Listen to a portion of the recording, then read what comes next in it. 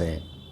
ये दरअसल जो है कांग्रेस के लिए माहौल तैयार करेंगे, जैसे दिल्ली में किसान आंदोलन के दौरान या दूसरे सीए का आंदोलन हो या दूसरे मुद्दों पर जिस तरह से लोगों को सड़क पर उतारने की कोशिश की गई। ये कोशिश लद्दाख में कुछ हद तक आंशिक रूप से कामयाब हुई, क्योंकि वो हिंसा करने में कामयाब हो गए। वो चुनौती दे रहे थे कि चाहे जितनी सीआरपीएफ लगा दीजिए, हम बीजेपी दफ्तर पहुंचने से हमको रोक नहीं सकते। वो पहुंचे और आग लगा दी।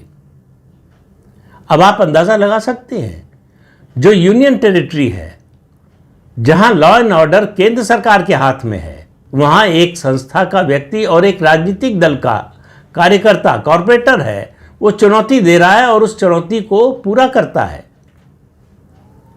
तो इससे आप अंदाजा लगा सकते हैं कि हालात जो बिगड़े उनको बिगड़ने दिया गया, और बिगड़ने दिया गया केवल लापरवाही में, किसी और कारण से नहीं। ये जानते हुए कि दुश्मन कौन है, अगर हम दुश्मन के खिलाफ कोई एक्शन नहीं लेते, कार्रवाई नहीं करते, तो इसी तरह की घटनाएं होंगी।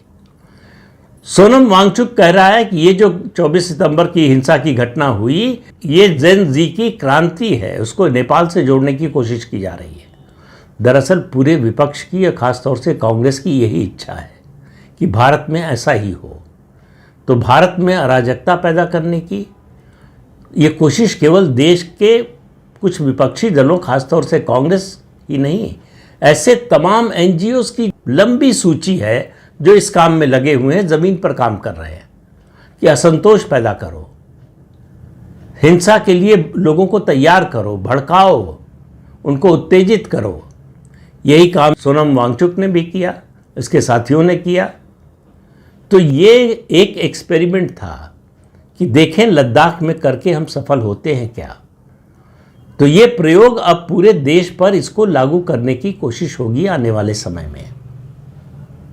और मैंने पिछले वीडियो में भी कहा था कि राहुल गांधी ने जिस तरह से वोट चोरी के नाम पर एक फर्जी अभियान चला रहे हैं, उसमें जेन जी से अपील की थी, ये उसका प्रयोग था।